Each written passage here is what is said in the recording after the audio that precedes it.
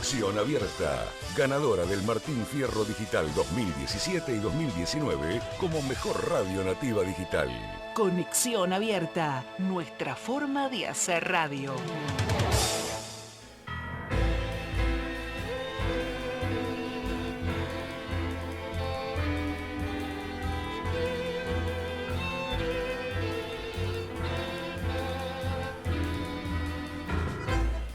Aquí comienza A Vos Te Cuento Buenos Aires, en la magia de andar por tus calles, con tu gente, compartiendo notas, entrevistas, música y cuentos, con la conducción de Roque Vega. Aquí estoy, siguiendo las huellas de aquellos que se fueron. Estoy caminando por la senda que dejaron aquellos que se fueron. Sigo el rastro de sus pisadas. Aquellos que se fueron me hablan desde lejos. Ellos, desde el infinito, me han hablado. Las huellas de aquellos que se fueron están aquí. Y así comenzamos el programa Vos Te Cuento Buenos Aires, y en este ciclo, junto al maestro Andrés Bestarmayo, Orígenes. Y hoy con la pregunta del millón. Y como siempre, y ustedes no la pueden ver, lo bonita que es Tere Mármol allá en el control técnico. Y ahora sí, maestro Andrés, la gran pregunta de Orígenes. Y vos lo escribiste en un escrito tuyo muy hermoso, que algún día lo vamos a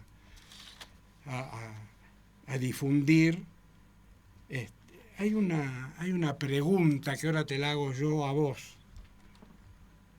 Esa disyuntiva entre la sangre y el suelo. Porque el sábado pasado hablamos del suelo.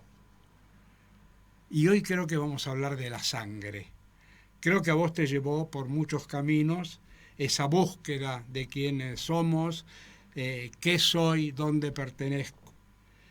Y hoy quiero hacer quiero hacerte una nota en la cual abarque todo el programa en esa búsqueda, porque es demasiado rico lo que hiciste, demasiado rico tu trayectoria y mucho el trabajo que has hecho en cuanto a lo que tenga que ver con la identidad. Porque está la identidad, está lo propio, está las pertenencias, y aunque parezca que es lo mismo, no es lo mismo. Así que bueno, te vuelvo a hacer la pregunta. Esa disyuntiva entre sangre y suelo. Hoy vamos a la sangre, seguro. Bueno, es interesante, ¿ves? Porque uno cuando lo relaciona, sabes que a principios del siglo hubo un conflicto bastante grande. Yo siempre eso lo comento. Cuando te pones a estudiar la historia del arte argentino, tuvimos nosotros dos referentes muy importantes. Uno fue Sívori, ¿no? Y otro es Schiaffino. Justamente al costadito del Palais de Glace hay una callecita que se llama Schiaffino. Es en honor a él. Y tanto Sívori como Schiaffino eran genoveses, de origen genovés, y ellos de familias genovesas. Hasta ese momento, la problemática de la identidad estaba dada justamente por el torrente sanguíneo, o sea, por la herencia del apellido y la referencia desde el punto de vista materno. Por lo tanto, mira vos lo que son las cosas de la vida, yo descubro este punto bien claramente cuando leo en la historia de Schiaffino, que fue uno de los precursores de la ley por sangre, ¿no? Estaba la referencia del suelo, del solis, y la referencia por sangre. Entonces, si vos no habías hecho los trámites, hoy que los chicos están haciendo la mayoría los trámites de la ciudadanía europea y están tratando de rever los canales sanguíneos justamente para ver si algún referente italiano o algún referente español está en la familia para sacar la carta de ciudadanía europea. En aquella época era al revés. ¿Por qué? Porque estaba entrando en guerra Italia y necesitaba soldados. Por lo tanto, venían a las colonias, que ellos entendían como colonias, entre ellos Buenos Aires, Rosario. Eran dos lugares donde la comunidad italiana era muy fuerte, ni hablar de todo el tema que tocamos nosotros en La Boca. Y ahí es que Afino hace la referencia y divide. Yo soy argentino porque nací en este lugar. Como eran familias patricias, ¿no? Cuando hablamos de patricias eran familias acomodadas, imagínate que la empresa se llamaba Sibori Schiaffino y era una naviera que transportaba permanentemente inmigrantes a la Argentina, tanto de ida como de vuelta. Así que imagínate en esa época los millones de inmigrantes italianos que transportó esta empresa, y en relación a eso hace números en función a las ganancias de estos padres. Estos dos eran vistos como las ovejas negras, pero evidentemente tenían contacto, conocimiento, y tenían específicamente la referencia a esta, de no querer hacer la guerra, ni de ir a la guerra. Por lo tanto, surge esto de que por haber nacido en suelo argentino, yo me considero argentino y no italiano. Hoy casi toda la gente está haciendo la referencia al revés, ¿no? De ver qué planteos estaban. En esa época yo estaba mucho más metido en todo lo que era la visión indigenista y un americanismo profundo. No te digo que estaba basado en un nacionalismo, pero teníamos esa proyección de la frontera, como se había corrido la frontera de Ramos Mejía para la Patagonia. Nosotros habíamos corrido la frontera al revés. Decíamos, bueno, ¿qué se sabe de las culturas indígenas? Y en esto la charla con Pastor del otro día fue muy importante porque, bueno, hace hincapié de dónde yo me paré y gracias a quién yo pude profundizar en ese tema y tener las conexiones que tuve en el CONICET, ¿no? Pero ves que en ese sentido, esto era de italianos que se pararon en el suelo y en cierta medida negaron la proyección de sangre, no por un amor a la tierra, sino por no ir a la guerra. ¿Ya? Entonces ahí tenés dos visiones completamente distintas. La visión de una ciudadanía por sangre, automáticamente todo ciudadano que tenía hijos en el exterior, siendo italianos, eran italianos, era automáticamente. Y en cambio, con esta ley, que la impone y la propone Schiaffino, surge que todo aquel hijo de italiano nacido en territorio argentino, o sea, predomina el suelo y no la sangre. Ahí vos tendrías una contestación bien literal y bien concreta. Te lo llevo a otro terreno desde el punto de vista de qué pasa con la sangre. Las culturas más perennes, hablamos filosofías perennes, son aquellas que se mantienen en el tiempo por siempre. Una de ellas, ¿ves?, es la que tenemos muy cerca, o sea, desde el cristianismo y el judaísmo. La referencia pasa por interpretar que la sangre es espíritu. Y nuestras culturas originarias también concebían ese principio. No era una continuidad sanguínea por lo familiar, sino porque ahí estaba la esencia y el espíritu que nos conmueve y nos lleva hacia adelante y nos proyecta. Entonces, hay una imagen muy interesante de Pollock, que está un artista abstracto de la década del 50 en Estados Unidos, que lo teníamos por aquella época como un loco que revoleaba y tiraba pintura. ¿Qué había pasado con Pollock? Pollock había tenido contacto con los navajos, este artista abstracto contemporáneo norteamericano, que es el que en cierta medida hace un giro en las artes contemporáneas, pero es basado en principios originarios del desierto de Estados Unidos. Y cuando concibe a estas culturas y las ve, le llama mucho la atención que ellos le cortan a un pavo la cabeza y vierten la sangre. Y él se quedó con ese ritual, de cómo conjugaba la sangre con relación a la arena del desierto. Así que fíjate vos ahí la imagen. Una cosa es quedarte con un planteo superficial o de ritual sin saber qué proyección puede llegar a tener eso para esa cultura que lo hace. ¿Y qué pasaba? Como tenían tanta profundidad espiritual, lo que hacían era pedir y dar las gracias por la carne de ese animal, a la Pachamama, a los espíritus, y devolverle a la tierra madre el espíritu de ese animal. Cuando Pollock lo desarrolla como materia nada más, entra a un campo y a un espacio que se pierde, sin saber por ahí haber entrado a un plano divino, y al no tener referencias ni de tiempo ni de espacio, se pierde. Entonces, fíjate ahí qué interesante la visión esta que vos planteás, porque ahí también se estaba jugando, ¿ves? El suelo con la sangre. Te voy a decir, y te voy a dar un concepto matemático, Claro. es la intercepción de un conjunto con el otro conjunto. Y lo que Exacto. queda en el medio está la sangre y la tierra juntas. Exacto, exacto. Y ahí viene la cosa. Exacto. Y ahí viene la búsqueda. Y ahí estaría, si yo lo veo con una visión setentista, con una visión materialista de la izquierda argentina, yo no puedo entrar nunca a ese espacio. ¿Entendés? Porque yo tengo que ser racional y tener una visión netamente práctica. Por lo tanto, todo eso ¿cómo quedaba cuando se hablaba? Quedaba como en el lunfardo o un versero. Estos están hablando de cosas que no tienen nada que ver con la realidad. Y los que me hacen tomar conciencia de ese plano, ¿ves? Son los rituales americanos. Que yo, por más oficio que tenía, el otro día, Pastor me reía porque me decía las bellas pinturas que hacías vos cuando tenías 20 años. Claro, ahí yo estaba describiendo lo visual. Ahora, ves que cuando entramos al lenguaje plástico, es el lenguaje de la plasticidad del alma.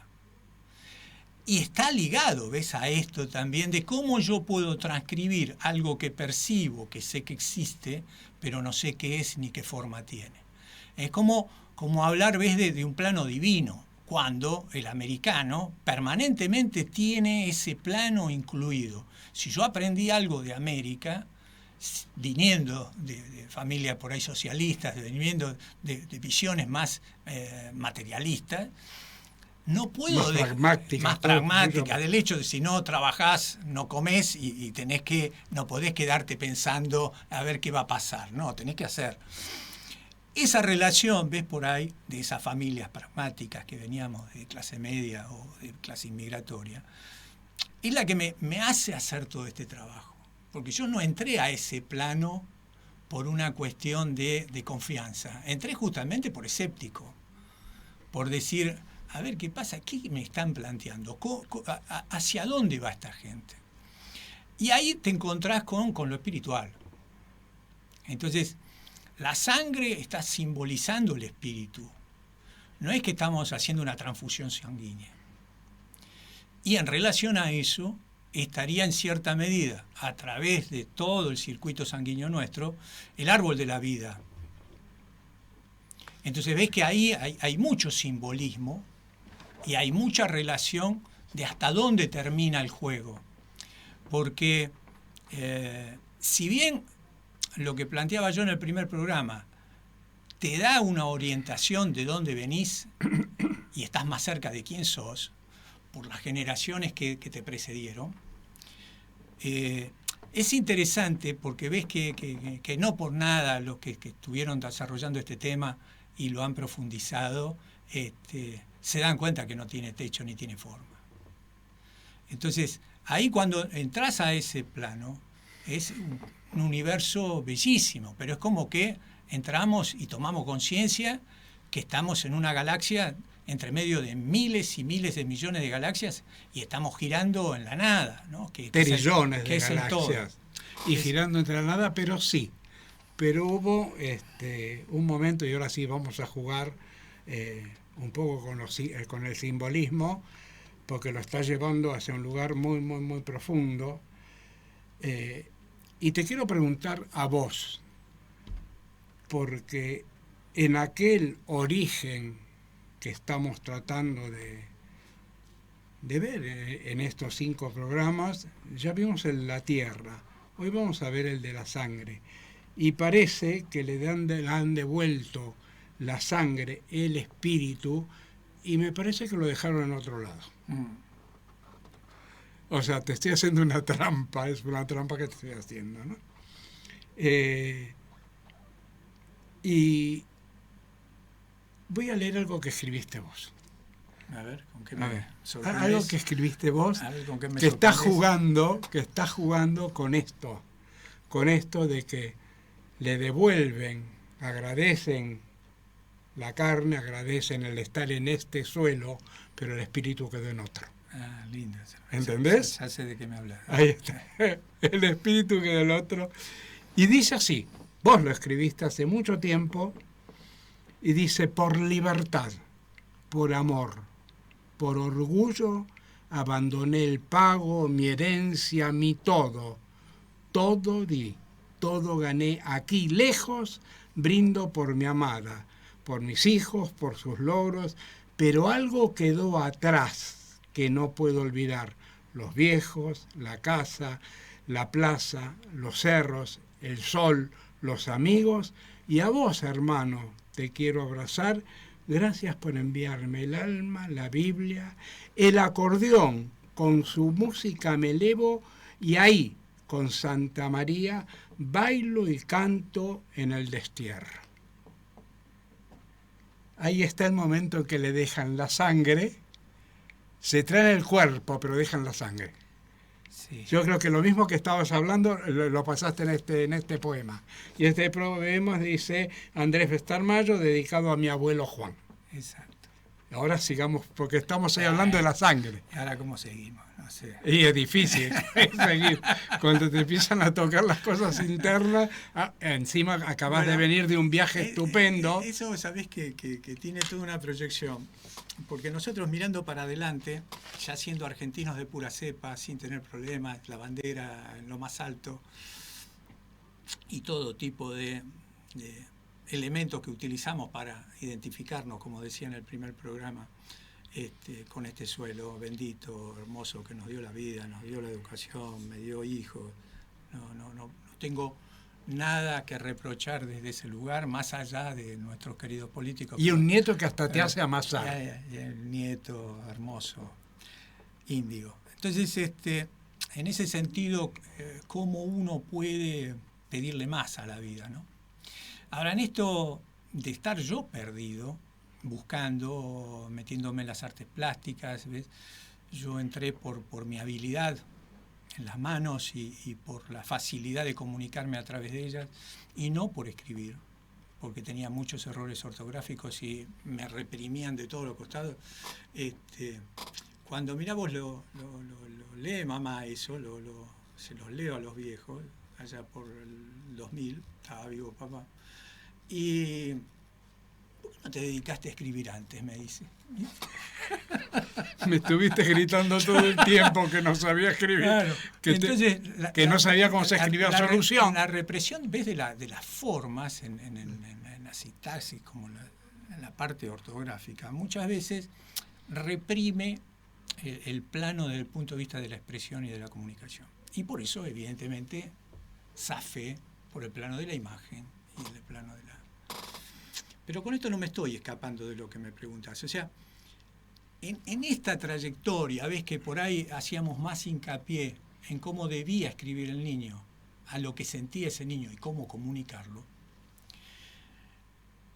estaba toda esta estructura muy fuerte, y vos la viviste más fuerte que yo, de una estructura de contención de Estado muy fuerte con relación a símbolos que yo hoy los veo casi como estereotipos, pero son símbolos de...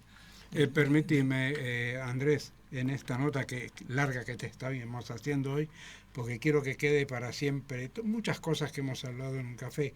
O sea, vos conocés un poco mi obra, sí. Y vos viste que siempre es un muchacho buscando. Sí. Está buscando continuamente. Sí. Quiere encontrar algo que no sabe qué es. Es que él está acá y la sangre la dejaron en otro lado. Bueno, pero por eso te decía, o sea, la vuelta es que por ahí no tenemos herramientas para desarrollarlo. La plástica a mí me da esas herramientas. Y después, los mismos profesores, el mismo conocimiento, estos amigos que tuve, que uno de ellos estuvo acá en los programas anteriores, me enseñaron a ordenarlo desde el punto de vista a través de la palabra, o a través de la investigación, donde uno puede expresarse a través de la palabra con mayor concreción. Que yo a eso le tenía bastante desapego. Y en ese juego también estaba esto de olvidar. Porque si vos te querías proyectar en la Argentina y ser un argentino, vos tenías que olvidar lo más rápido posible la inmigración y el tiempo que había pasado. Y cuando yo lo veía en mi papá, que era Rimoldi Fraga, te puedo decir, era un argentino hasta la muerte, como decía Rimoldi, yo decía, pero este tenía que haber nacido en Santa María del Camino, porque además mis dos abuelos eran de ahí, ¿viste? Y yo me había mamado todo eso, ¿entendés? Entonces esto es un gran homenaje que con pocas palabras que yo le pude hacer a mi abuelo, porque a partir de ahí me di cuenta de lo que había sufrido y de todo lo que había dejado por nosotros. Uh-huh. Que como la película va tan rápido y vos siempre tenés un despelote a cubrir o una necesidad a cubrir, nos olvidamos de esta generación que nos trajo acá y que yo en otro escrito puse herederos del destierro sin saberlo, ¿no?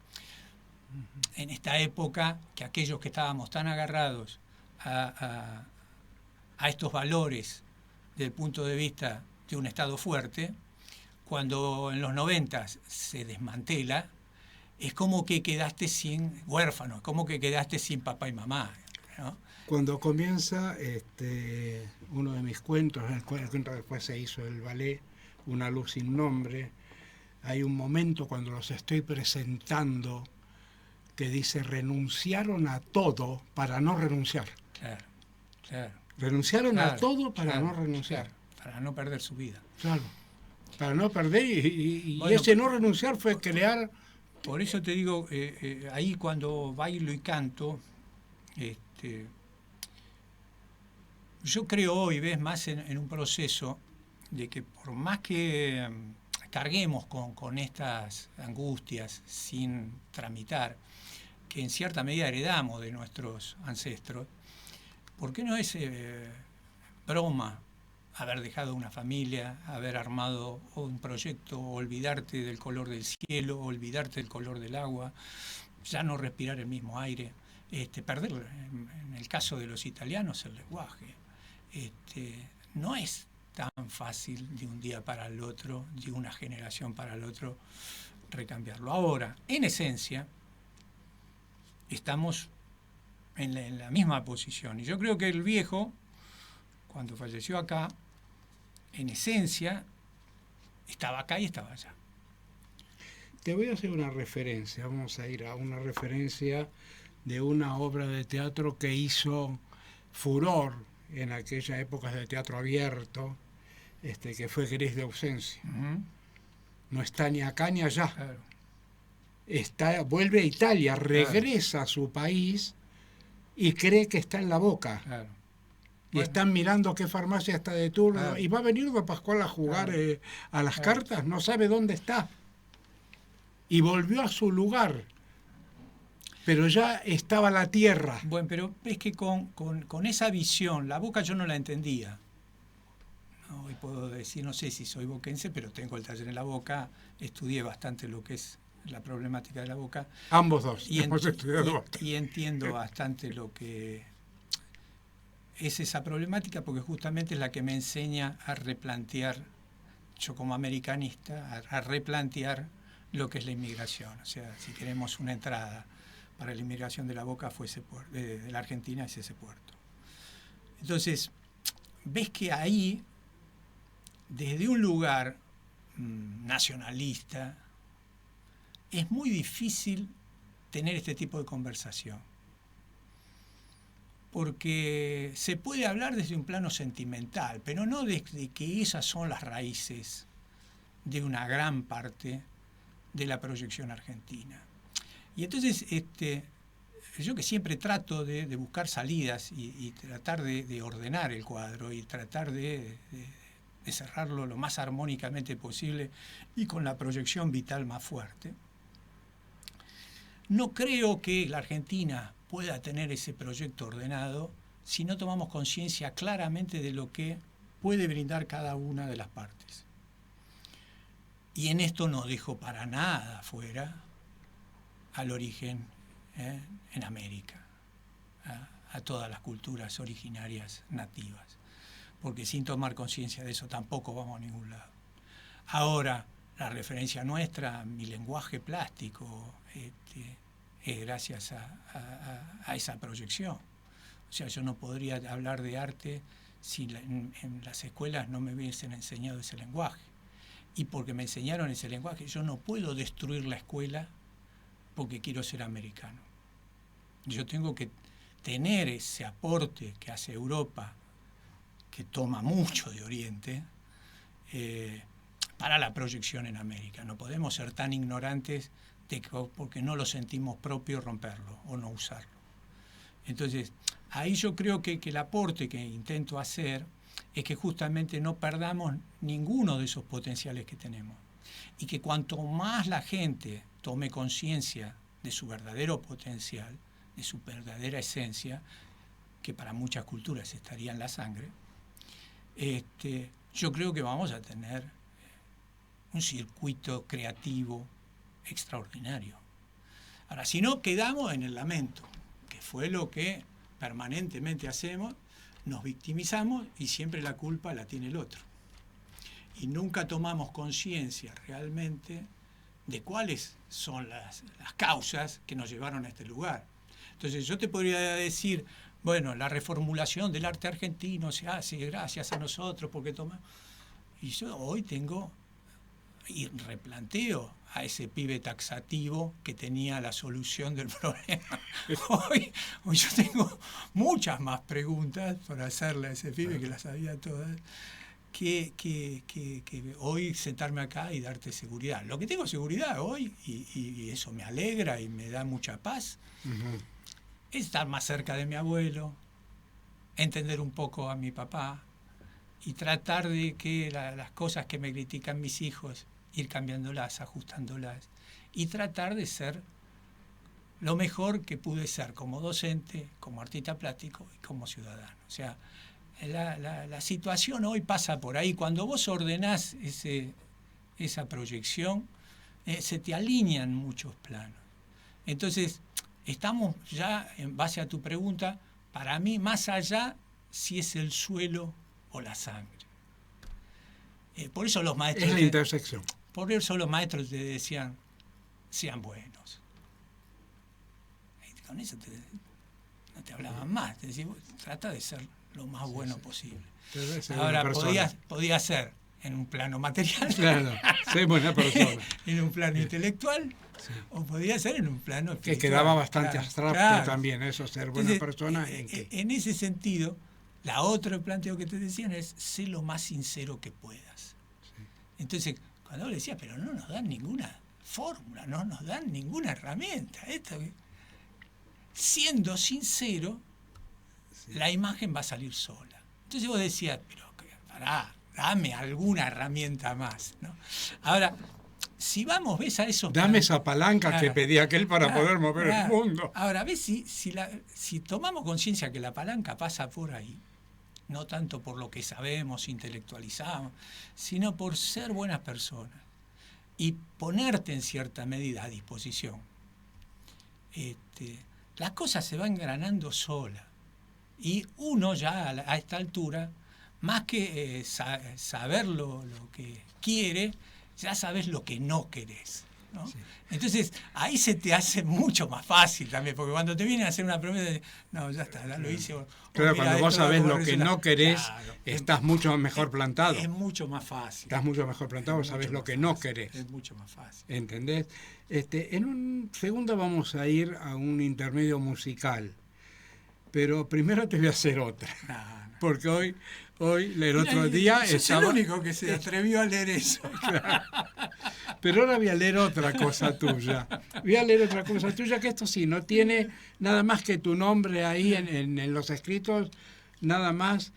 Y vamos a ir vamos a ir a un medio musical y a la vuelta me lo explicás. Dale.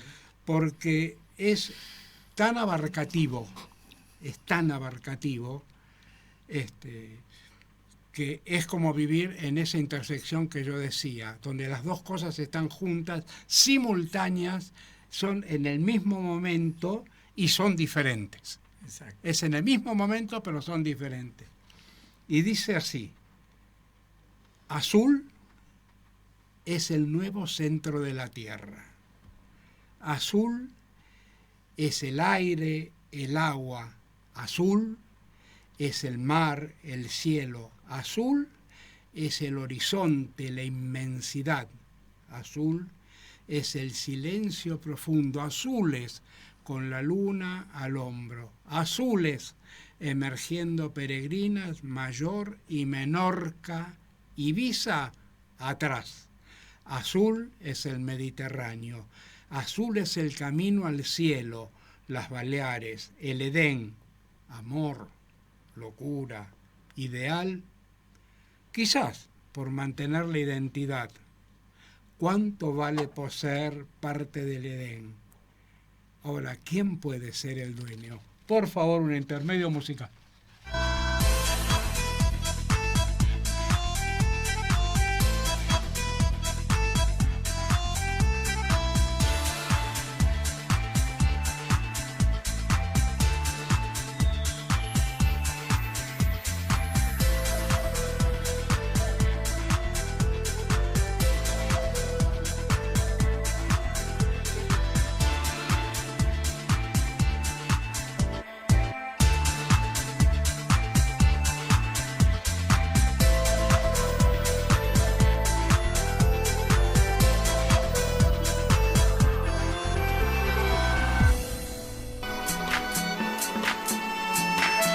Y ahora sí, después te dejé ahí azul.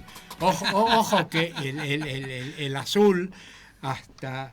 hay una famosa ópera de Puccini, La Bohème, donde en el primer acto hablan de la filosofía del color azul. O sea, porque vos como artista plástico sabés, primero que es un color primario, pero ese color primario saca cualquier cantidad de otros colores. Así que adelante con eso, porque te arrinconé con ese azul. No, en cierta medida yo no sabía por qué utilizaba tanto el azul en mi propia esencia, y a mucha gente le gustaban mis cuadros justamente por la preponderancia del azul. Las bases de la pintura rupestre surgen en azul, porque yo entendía que eso era cosmos.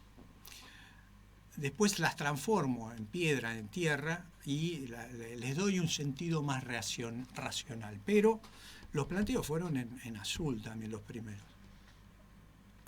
Ahora, cuando vos te encontrás con el Mediterráneo, habiendo visto toda tu vida el Río de la Plata, entendés un poco más por qué somos tan melodramáticos y nos gusta tanto el tango. Porque lloramos, claro, de ver ese cielo y azul tan transparente que se transforman en verdes, en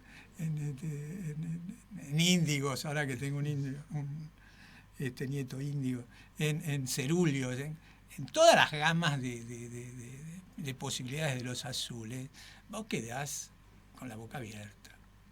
Entonces me llamó la atención esto de trabajar con la palabra esa y de jugar con este sentido simbólico. Y uno, en cierta medida, cuando está trabajando plástica, estás trabajando directamente, aunque sea inconsciente. Ahora ahí surge ese planteo por esto que te asombra cuando tu retina está preparada para verlo y vos no lo sabías. O sea, ahí sí ves, podríamos decir, que está la sangre y que uno no se da cuenta, ¿no? Porque vos imaginate, nosotros fuimos formados, y yo esto te lo conté varias veces, pero viene al caso que nosotros fuimos formados por mucha gente que venía del norte de Italia. ¿Sí? No del Mediterráneo, sino del norte de Italia. Y entonces, Mi familia en especial viene del Adriático. bueno, entonces nos enseñaron a utilizar una paleta neutra. Si vos veías un color saturado, te lo hacían sacar de la paleta porque era considerado como lo que nosotros podemos considerar, qué sé yo, de carnaval, de cosa que no tenía un sentido clásico y de estirpe. Entonces te hacían elaborar de tal forma los colores que siempre vos terminabas en neutro. O sea, había que apagarlos. Cuando yo veo el Mediterráneo, yo digo, bueno, esto es una pavada, lo único que teníamos que hacer es transcribir lo que uno veía. Y ahí me doy cuenta que mi retina estaba preparada para ver esos azules y ver las diferencias que había entre unos y otros. Entonces, en ese sentido, bueno, tiene un poco también esto de haber recuperado esa memoria, aunque sea una memoria visual, ¿no? De haber recuperado, solamente por pararte ahí, siglos y siglos que están en vos y que no sabías. Leyendo esa obra tuya, si nos da el tiempo voy a leer otra, me hiciste acordar a un poema de Federico García Lorca donde le preguntan qué es el azul. Y él dice, el azul es el infinito y el sol es la brecha por donde se filtra. Es infinito. Es fantástico. O sea, un poco lo que vos decías acá, ¿no? Que vas relacionando cada cosa con ese azul. O sea, en definitiva, si nosotros cambiamos la palabra azul, tal cual lo hace Federico García Lorca, por infinito... Bueno, nosotros teníamos también en la academia un sector que estaba más ligado al nacionalismo, que estaba más con ese concepto de que tenés que pintar tu aldea, ¿no? El que pinta tu aldea será universal. Ahora, con ese concepto te decían que vos tenías que saber y poder interpretar la luz de tu lugar. Y vamos a ver si en este ciclo, y si no lo haremos después, hay alguien que me dio una punta muy interesante, que se llama la doctora Francisca Jadot Pol, que es de las Baleares, y que ella me hace la conexión al revés. O sea, eran argentinos que iban a Mallorca a principio de siglo a tener clases con una eminencia de la pintura española, catalana, modernista, Anglada Camarasa. Y el viejo, con todos los conflictos que tenía la guerra en ese momento, dice, muchachos, no me da para alquilar en París, esto se ve muy feo, yo conseguí una isla que nos van a dar de comer más barato y tiene una luz espectacular. Y el viejo se va a Mallorca y empieza a convocar a artistas argentinos que eran los que estaban estudiando en París y se van a la isla. Entonces, gracias a Francisca, yo descubro, a Francisca Jadot Pol, que hay muchos argentinos que nos enseñaron a nosotros a pintar el paisaje y la luz argentina, habiendo pasado previamente por Europa y por el taller de Anglada Camarasa. Ahora, yo te decía la referencia de la luz, de la sangre directamente ligada al espíritu. Y te lo llevo para el otro lado, desde el campo visual. Todo el mundo quería captar, desde el impresionismo para esta parte, quería captar la esencia del plano divino, porque la mayoría de todos estos locos eran panteístas, y querían captar la esencia de Dios. Entonces, la esencia de Dios estaba en la luz, esto que vos planteás por la puerta.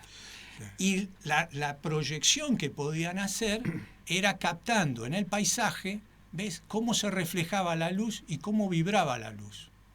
Y ahí vos tenés, mismo en Mallorca, en Menorca, en todo el Mediterráneo, la parte de Barcelona, toda esa zona, es riquísima justamente en este contrapunto que nosotros muchas veces en Buenos Aires intelectualizamos, pero allá vos lo ves naturalmente, que es esto de los complementarios, de relacionar un naranja con un azul, un rojo con un verde, un amarillo con un violeta. Ahora mirá vos lo que son las cosas de la vida, que esta investigadora me devuelve a mí algo que yo había aprendido en la academia, que lo tenía como un planteo de un paisajista, ¿entendés? De aquellos de Fader que iban a buscar la luz de Mendoza o de Córdoba, que eran los revolucionarios porque eran, a partir del grupo Nexus, una referencia específicamente de buscar a la Argentina y la luz de la Argentina y el paisaje de la Argentina, con una visión nacionalista, pero tenía a veces una pata, en cierta medida, de esas reminiscencias españolas que ya venían desde el virreinato del Río de la Plata. Claro, ante tanto italiano, ante tanta visión inglesa por los puertos, se mantenía a veces esta raíz nativa muy implicada en ese virreinato español. Entonces, lo más cercano a lo nacional, ojo, también tiene este arraigo virreinal español. Entonces, ahí empezamos a tener, lecturas que se conjugan entre el color, que podría ser lo espiritual, con la referencia de la tierra, que es el lugar. Fíjate, los mareé, bueno. No, yo te voy a contestar, voy a hacerte el resumen de lo que vos acabas de decir. Y ese gran poeta Homero Mansi, bueno, en uno de sus tangos, ¿no es cierto?, en ese Che Bandoneón, exactamente habla de todo esto, porque él era el que cantaba el jugorrio, y dice esas ganas de llorar que a veces nos dan y no sabemos por qué, ¿no es cierto? Sin razón. Claro. ¿De dónde viene esa nostalgia? Claro. ¿Entendés de dónde viene esa nostalgia? Claro. ¿Entendés cómo no nos va a gustar el tango? ¿Cómo no? ¿Entendés? O sea, es lo mismo que os estás diciendo, es como que da una vuelta continua. Eso es eso, lo único que lo pusiste en palabras y después lo acomodaste al movimiento. Esas ganas de llorar que a veces nos agarran sin razón. Claro. Esa razón está allá en el fondo. Es que el espíritu lo dejaron en el otro lado, acá tenemos la forma. Pero ves que ahí, si querés dar otra vuelta de rosca más, que tuve tiempo para hacerlo, una cosa sería el estado de ánimo. Sí. Como yo explicaba el otro día, que hay una diferencia grande entre lo que uno puede asociarse o identificarse con la identidad. Es una cosa completamente distinta. Hay identificación con identidad. Y lo otro estaría en ese plano también, que es interesante jugar. Una cosa es el estado de ánimo en que estoy hoy, porque me siento mal, porque tomé conciencia de la macana que hice o de porque me salió algo mal. Y otra cosa es quién sos vos. Y muchas veces nosotros confundimos el estar con el ser.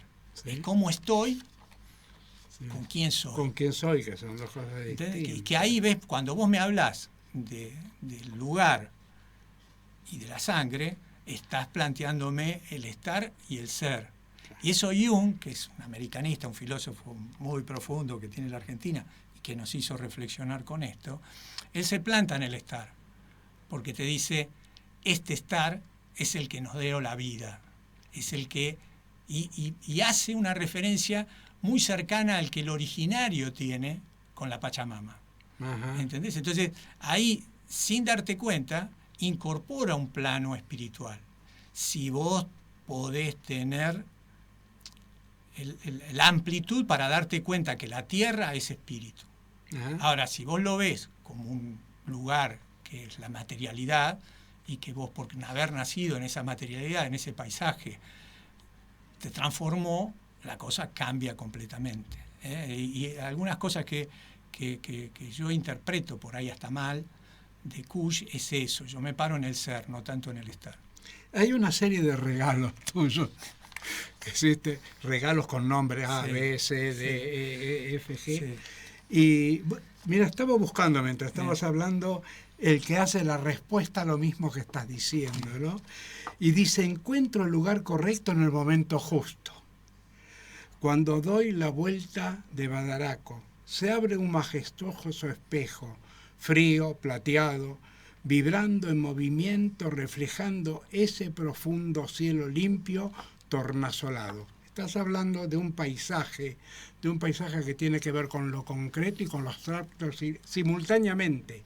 O sea, estás pisando algo concreto, o sea, con una visión, el ser y el estar simultáneamente. Por eso busqué ¿no?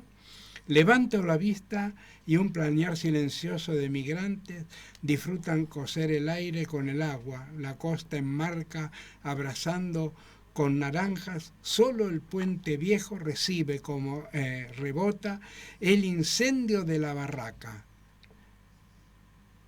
Acá comencé, me metí yo en el coso, pues no podía hacerlo de otra manera. Y estás usando una paleta de colores infernales, donde vas a empezar a usar todos los complementarios, porque son necesarios los complementarios para poder entender ese ser y estar. Y prometo que en uno de los programas, vamos a seguirlos leyendo porque son unos cuantos, dicen: la fuga, los dorados proyectan tenues sombras estilizadas, apresurada una fresca brisa acaricia susurrando la analogía poética. A la vuelta, el reparo de Rocha, desde el Olimpo bajan bailando los poetas, saltan por encima del arco de hierro que une la isla, recordando con melancolía la transición de un puerto. Por debajo, los boteros siguen remando entre erguidas grúas como grullas picoteando el barro. Vos fíjate, estás haciendo el abajo y el arriba, el abajo, el arriba, el abajo y el arriba. El ser y el estar mientras vas desarrollando una paleta de colores, estás armando una paleta de colores para pintar algo, para mostrarnos algo. No nos va a dar el tiempo, pero este es breve, así que el resplandor domina la curva encandilado por la ilusión de la metáfora. Ahí está. El viento rompe el espejismo, se escucha el latir del parche. La comparsa quiere volar, zumban en zigzag los cazadores de la oscuridad. Lentamente se pierden mis pasos como preguntas en la noche. Todo lo que hemos hablado están en esta serie de escritos tuyos, o sea, regalos, o sea, son regalos de la vida. Que me hizo la vida a mí, ¿eh? Claro, son regalos que la vida te va haciendo, que vas transitando, y nos quedan para que no empiece, porque allá ya la ves a Tere, porque Tere, ellos no la ven, pero nosotros sí, cómo nos marca y cómo nos tiene. Tere, tenemos exactamente 10 minutos. Exactamente 10 minutos para finalizar el programa, y quiero que hagas un breve resumen. Bueno, ¿Qué significó para vos, qué significó para vos esta vez haber vuelto a tus raíces? Bueno, en principio, eso fue el verano pasado, esa poesía que leíste. Y el verano pasado yo siempre camino por la ribera. Sí. Y esa es la ribera de la Boca. Describiéndola, entrando por Montes de Oca y pegando la vuelta de nuevo y saliendo por Montes de Oca, llegando a la vuelta de Rocha. O sea, si lo analizás desde ese lugar, está descrito lugar por lugar. Mi querida Plaza Mateo. Claro. No, pero está por el río. Claro. Está todo el recorrido del río, de la costa. Y ahí digo, mirá vos lo que son las cosas, ¿no? O sea, uno tiene esta majestuosidad todos los días, y como está ensimismado en uno, camina, y por más que sale a caminar muchas veces para quemar energía, no para disfrutar la tarde. Y ahí tomé conciencia de ese regalo que nos hacía lo majestuoso, ponele lo divino, y uno está distraído, ¿no? Entonces ahí esa poesía en cierta medida cumple esa función. Y el A, B, C y D son revisiones de lo mismo, que lo hice para adelante, para atrás, sí. Jugué bastante con el planteo literal. Pero en esencia está eso. Lo otro es, yo había ido en el 2000 gracias a Juan, en la poesía. Y post pandemia se comunica una sobrina, de la generación que sería de los sobrinos, segundos, y me pregunta si yo tenía algo que ver con los Borrás. Y claro, era el apellido de mi abuela. Entonces empiezo a rever, gracias a esa pregunta, qué había pasado con los Borrás. Yo siempre, como soy Vestar, focalicé, y siempre en mi familia se focalizaron sobre los Vestar, pero no tanto sobre los Borrás. Y los Borrás, cuando empezás a ver el andamiaje, te das cuenta que eran 4 hermanos que se vinieron a la Argentina, 2 mujeres y 2 varones. Y era de los que menos se había hablado en la familia, ¿viste? Esas cosas que quedan, en esto que vos decías, de tapados, ¿no? De cosas cubiertas. Así que cuando se empieza a dar esta posibilidad de ir a dar una charla a Barcelona y empezar a darme cuenta que ya habían pasado 112 años de la vuelta de estos dos locos que por el amor o por pelearse por la familia se habían venido a América, digo, qué bueno sería hacer el camino inverso, ya que ellos dos murieron en América, hacer en cierta medida una proyección distinta, hacer el regreso. Y el regreso dedicárselo a Bárbara Borrás, que es mi abuela, que era por ahí la que menos se hablaba y de la que nadie decía, y si se hablaba con rencor en casa. Ahora yo digo, qué interesante, porque fíjate vos, ¿no? De una familia que en cierta medida se proyectó en América, quedaron 2 hermanos nada más en la isla, y que hayamos sabido tan poco de ellos, porque además eran gente, viste, muy reacia a hablar, era más para ir para adentro y quedarse callados, no tanto, no le salió como el nieto, se ve que va a estar, sería más parlanchín, pero la abuela no, era, viste, más reacia, más de marcar los límites, más de decir lo que había que hacer y punto. Entonces siempre tuvo esa imagen, y esta vuelta, bueno, fue el regreso en cierta medida de Bárbara, con toda la... Yo decía que el pasaje me salió barato porque no sé conmigo cuántos volvieron, ¿entendés? Por el hecho de que aquella joven que se vino haciendo un proyecto de vida con otro loco que tenían 20 y pico de años los dos, salieron los dos de un pueblo, no estaban casados, se casaron en Palma de Mallorca, donde se casaban los ricos, consiguieron un lugar para que los case un cura en la Catedral de Palma, tomaron otro barco, se vinieron a Barcelona y de Barcelona se vinieron a Argentina. Así que esa trayectoria me hizo como cerrar un círculo, quedarme muy tranquilo, hablar con mis primos de allá, con la gente de allá y tener esta posibilidad de que eso está latente en uno. Puede estar con algunas amnesias de las que uno quiera darle por un tiempo, pero cuando las toca, las reaviva y todo ese material está intacto. Que es el inconsciente nuestro, ¿no? Sí. Lo que me gustó cuando me contaste que nos reunimos a preparar este ciclo llamado Orígenes, me gustó de que en cierta forma te quedaste. Dejaste tu obra allá. Sí, pero eso era también... Es una metáfora. No, es como decir, hice el regreso. Sí, pero te lo digo... El nieto de... Te lo digo llanamente, o sea, siempre uno tiene un ego, ¿no? Y yo creo que eso también es el motor de esa visión inmigratoria que donde esté quiere dejar que se hizo un buen camino. Y eso en cierta medida era un tributo a mis abuelos que dieron tanto para que nosotros estemos acá, devolverles a ellos y al lugar de su origen, que bueno, que el nieto tantas macanas no se había mandado, ¿viste? Y que volvía para reconocerlos. Ese era el juego del viaje, que en el primero que hice allá por el 2000, gracias a 2 primos que hasta me bancaron el viaje para ir, me dieron esta posibilidad de reencontrarme con la familia.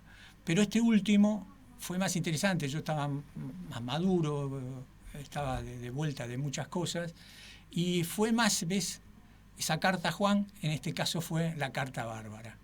Fue devolverle a Barbarita la vuelta con sus hermanos, con un reencuentro en su lugar de origen, con los Borrás, y haber hecho casi como una constelación de un reencuentro de las 2 familias que estaban cuando se vinieron peleadas, por eso ellos se vienen para acá, y hasta se dio esa posibilidad de que en un abrazo nos pusiéramos unir todos y saldar esas cuentas que estaban por ahí dando vuelta todavía en el pueblo.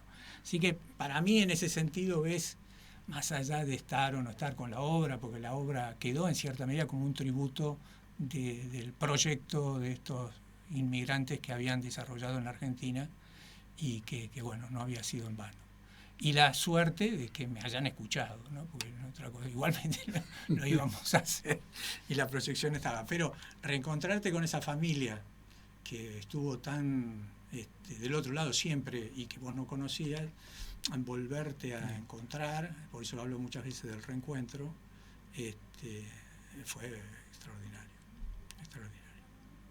Y te ves que todavía cuando te hablo me meto en ese clima. Yo estuve todo ese viaje en ese clima, iba de un lado para el otro y siempre hablando de esta posibilidad que tenían los abuelos de volver, ¿no? De no haberse quedado acá sin tener esta posibilidad de la vuelta a su casa. Así que bueno, no sé si vos te das cuenta que yo estoy mirando hacia la cabina, Claro, bueno. porque me están haciendo unas señas como diciendo el programa por hoy ha finalizado, hemos conversado en un café. No intentamos hacer otra Nuestro cosa más trabajo que es eso, ese. pero poder mostrar la realidad de estos orígenes y hoy desde la sangre. Ya veremos cómo continuamos el sábado que viene. Yo me despido hasta el sábado que viene. Muchas gracias y nos encontramos. Gracias a vos.